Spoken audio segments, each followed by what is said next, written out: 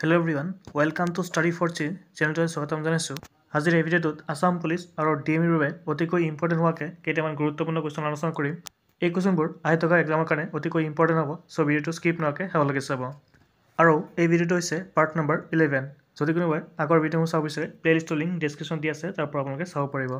আৰু যদি কোনোবাই ফেচবুকত চাই আছে পেজটো ফ'ল' কৰি থ'ব, ফেচবুকৰ লিংক ডেছক্ৰিপশ্যনত দি আছে। ব'লক আজিৰ কুৱেশ্যনকেইটা আৰম্ভ কৰোঁ। Question number 1. Which continent is called island continent? কোনখন মহাদেশক দ্বীপ মহাদেশ বুলি কোৱা হয়? অপশ্যন দি আছে এণ্টাৰ্কটিকা, মাডাগাস্কাৰ, আইচলেণ্ড, অষ্ট্ৰেলিয়া। ইয়াৰ শুদ্ধান্ত হৈছে option number D, Australia. Australia মহাদেশক আইলেণ্ড কণ্টিনেণ্ট বুলি জনা যায়। আৰু এটা কুৱেশ্যন বাৰে বাৰে সুধি থাকে, সেইটো হৈছে মাডাগাস্কাৰ কোনখন মহাদেশত আছে? চ' মনত ৰাখিব আফ্ৰিকা মহাদেশত এই মাডাগাস্কাৰখন আছে। Next question. Where is the headquarter of International Committee of Red Cross? Red Cross আন্তৰ্জাতিক সমিতিৰ মুখ্য কাৰ্যালয়খন ক'ত অৱস্থিত? অপশ্যন দি আছে Geneva, London, Washington DC, India. ইয়াৰ শুদ্ধান্ত হৈছে অপশ্যন নম্বৰ এ, জেনেভা। ছুইজাৰলেণ্ডৰ জেনেভাত ইণ্টাৰনেশ্যনেল কমিটি অফ ৰেড ক্ৰছৰ মুখ্য কাৰ্যালয়খন অৱস্থিত। আৰু এই ইণ্টাৰনেশ্যনেল ৰেড ক্ৰছ ডেটো 8 মে' তাৰিখে উদযাপন কৰা হয়। আন্তৰ্জাতিক ৰেড ক্ৰছ দিৱসটো 8 মে' তাৰিখে উদযাপন কৰা হয়। Next question.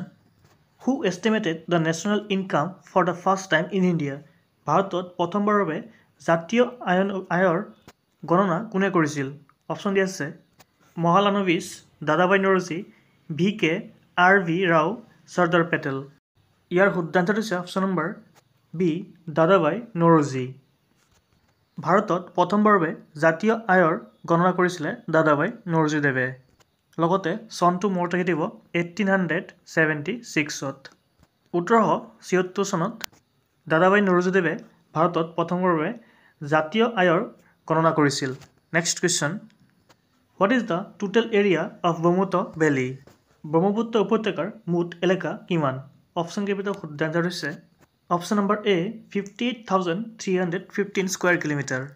ব্ৰহ্মপুত্ৰ উপত্যকাৰ মুঠ এলেকা হৈছে 58,315 square kilometre. Next question. What is the total area of the Barak river valley? Barak উপত্যকাৰ মুঠ এলেকা কিমান? ইয়াৰ শুদ্ধান্ত হৈছে option number C, 6,962 square kilometre. Barak উপত্যকাৰ মুঠ এলেকা হৈছে 6,962 square kilometre. Next question. National anthem of India was first sung in the ডেছ session of Indian National Congress? ভাৰতীয় জাতীয় কংগ্ৰেছৰ ডেছ অধিৱেশনত প্ৰথমে ভাৰতৰ ৰাষ্ট্ৰীয় সংগীত গোৱা হৈছিল। মানে কংগ্ৰেছৰ কোনখন অধিৱেশনত ভাৰতৰ ৰাষ্ট্ৰীয় সংগীতখন প্ৰথমবাৰৰ বাবে গোৱা হৈছিল সুধিছে ইয়াত। অপশ্যন দি আছে Lahore, Kolkata, Delhi, none of the above. ইয়াৰ শুদ্ধান্ত হৈছে অপশ্যন নম্বৰ বি, কলকাতা। ভাৰতীয় জাতীয় কংগ্ৰেছৰ কলকাতা অধিৱেশনত প্ৰথমে ভাৰতৰ ৰাষ্ট্ৰীয় সংগীত জন গণ মন গোৱা হৈছিল। লগতে চনটো মনত ৰাখি দিব 1911 চনত। 1911 চনৰ কলিকতা অধিৱেশনত ভাৰতৰ জাতীয় সংগীত জন গণ মন গোৱা হৈছিল। Next question. Recently the foundation stone of the first railway station of which Indian state named Rangpo station has been laid? শেহতীয়াকৈ ৰংপো ষ্টেচন নামেৰে ভাৰতৰ কোনখন ৰাজ্যৰ প্ৰথম ৰেল ষ্টেচনৰ আধাৰশিলা স্থাপন কৰা হৈছে? অপশ্যন দি আছে মণিপুৰ, মেঘালয়া, ছিকিম, নাগালেণ্ড। ইয়াৰ শুদ্ধান্ত হৈছে অপশ্যন নম্বৰ চি, ছিকিম। ছিকিমত ৰংপো নামেৰে এখন ষ্টেচন আৰম্ভ কৰা হৈছে। Next question. The constitution of India was amended for the first time in which year? ভাৰতৰ সংবিধান প্ৰথমবাৰৰ বাবে কেতিয়া সংশোধন কৰা হৈছিল? অপশ্যন কেইটাৰ শুদ্ধান্ত হৈছে অপশ্যন নম্বৰ চি, 1951। 1951ত ভাৰতৰ সংবিধানখন প্ৰথমবাৰৰ বাবে সংশোধন কৰা হৈছিল। লগতে আৰু এটা পইণ্ট মনত ৰাখিব, ভাৰতৰ সংবিধানখন গ্ৰহণ কৰা হৈছিলে 26 নৱেম্বৰ 1949ত। এইটো হৈছিলে এডপ্ট। আৰু এই সংবিধানখন কাৰ্যকৰী কৰা হৈছিলে 26 জানুৱাৰী 1950। দুটা ইম্পৰ্টেণ্ট হয়, মনত ৰাখি দিব। 26 নৱেম্বৰ 1949 চনত আমাৰ ভাৰতৰ সংবিধানখন কনষ্টিটিউশ্যন এছেম্বলিয়ে গ্ৰহণ কৰিছিলে। আৰু 26 জানুৱাৰী 1950 চনত ভাৰতৰ সংবিধানখন কাৰ্যকৰী ৰূপত পৰিণত হৈছিল। আৰু প্ৰথমবাৰৰ বাবে সংশোধন কৰা হৈছিলে 1951ত। Next question which among the following is known as Gajapati নিম্নলিখিত কাক গজপতি বুলি জনা যায় অপশ্যন দি আছে চুহুংমুং ৰুদ্ৰসিংহ প্ৰতাপসিংহ চুদাংফা ইয়াৰ শুদ্ধ আনচাৰ হৈছে অপশ্যন নম্বৰ চি প্ৰতাপসিংহক গজপতি বুলি জনা গৈছিল লগতে চুহুংমুঙক দিহিঙীয়া ৰজা বুলি জনা গৈছিল আৰু চুদাংফাক বামুণীয়া কোঁৱৰ বুলি জনা যায় বা বামুণী কোঁৱৰ বুলি জনা যায় চুহুংমুঙক দিহিঙীয়া ৰজা আৰু চুদাংফাক বামুণী কোঁৱৰ বুলি জনা গৈছিল আৰু প্ৰতাপসিংহক গজপতি বুলি জনা যায় next question who was the first Ahom king to celebrate Bihu in the courtyard of Assam কোনজন আহোম ৰজাই প্ৰথমে আহোমৰ দৰবাৰত বিহু উদযাপন কৰিছিল অপশ্যন দি আছে গদাধৰ সিংহ শিৱসিংহ প্ৰতাপসিংহ ৰুদ্ৰসিংহ ইয়াৰ শুদ্ধ আনচাৰ হৈছে option number D Rudrasingha Bihu উদযাপন কৰা আহোমৰ প্ৰথমজন ৰজা আছিলে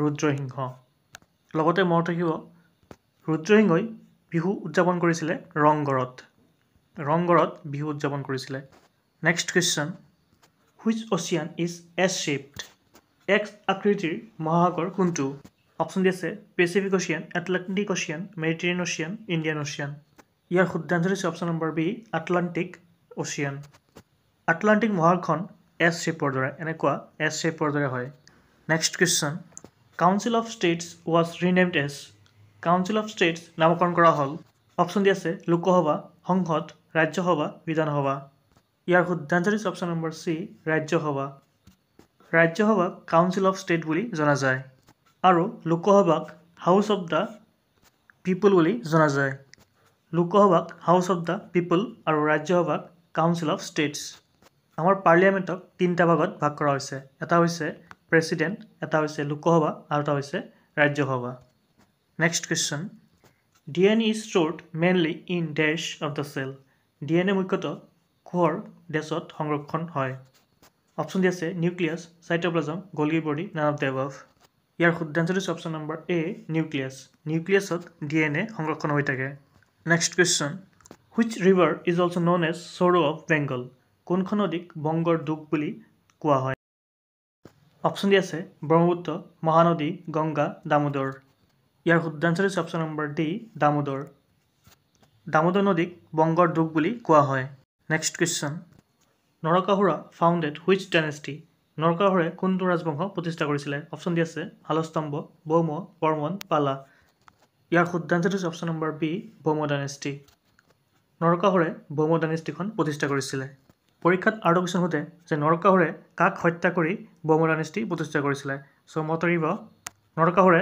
ঘটকাসুৰক হত্যা কৰি ভৌম ৰাজবংশ প্ৰতিষ্ঠা কৰিছিলে next question who directed the Assamese film Shakuntala কোনে শকুন্তলা নামৰ অসমীয়া চলচ্চিত্ৰখন পৰিচালনা কৰিছিল অপশ্যন দি আছে ভৱেন্দ্ৰনাথ শইকীয়া ডক্টৰ ভূপেন হাজৰিকা বিদ্যুৎ চক্ৰৱৰ্তী জ্যোতিপ্ৰসাদ আগৰৱালা ইয়াৰ শুদ্ধ আনচাৰ হৈছে option number B doctor Bhupen হাজৰিকাদেৱ শকুন্তলা নামৰ অসমীয়া চলচ্চিত্ৰখন পৰিচালনা কৰিছিলে ডক্টৰ ভূপেন হাজৰিকাদেৱে next question which one the first film directed by Bhupen Hazarika Bhupen হাজৰিকাৰ দ্বাৰা পৰিচালিত প্ৰথমখন চলচ্চিত্ৰ কোনখন আছিল অপশ্যন দি আছে এৰাবাটৰ সুৰ Shakuntala Indramalati none of the above ইয়াৰ শুদ্ধ আনচাৰ হৈছে অপশ্যন নম্বৰ এ এৰাবাটৰ সুৰ ভূপেন হাজৰিকাদেৱৰ দ্বাৰা পৰিচালিত প্ৰথমখন চলচ্চিত্ৰ হৈছে এৰাবাটৰ সুৰ আৰু এই এৰাবাটৰ সুৰৰ চলচ্চিত্ৰখনতে লতা মংগেশকাৰদেৱে প্ৰথমটো অসমীয়া গীত জোনাকৰ ৰাতি গাইছিলে লতা মংগেশকাৰৰ প্ৰথমটো অসমীয়া গীত হৈছে জোনাকৰ ৰাতি next question Sardar Sarovar project is related to which state Sardar Sarovar প্ৰকল্প কোনখন ৰাজ্যৰ সৈতে সম্পৰ্কিত অপশ্যন দি আছে মধ্যপ্ৰদেশ গুজৰাট অন্ধ্ৰপ্ৰদেশ তামিলনাডু ইয়াৰ শুদ্ধ আনচাৰ হৈছে অপশ্যন নম্বৰ বি গুজৰাটৰ লগত চৰ্দাৰ সৰোবৰ প্ৰকল্পখন জড়িত হৈ আছে আৰু এই প্ৰকল্পটো নৰ্মদা নদীৰ ওপৰত আছে next question in which year the British stopped slavery system in Assam ইংৰাজে অসমত দাহ প্ৰথাৰ বিলুপ্তি কোন বছৰত কৰিছিলে অপশ্যন কেইটাৰ ভিতৰত শুদ্ধ আনচাৰ হৈছে অপশ্যন নম্বৰ ডি 1843 ইংৰাজে অসমত দাহ প্ৰথাৰ বিলুপ্তি কৰিছিলে 1843 আজিৰ এইকেইটা কুৱেশ্যন আছিলে যদি আপোনালোকৰ ভিডিঅ'টো চাই ভাল লাগিছে প্লিজ লাইক শ্বেয়াৰ আৰু ছাবস্ক্ৰাইব কৰি থ'ব আৰু যদি কোনোবাই ফেচবুকত চাই আছে পেজটো ফ'ল' কৰি থৈ দিব থেংক ইউ ফৰ ৱাচিং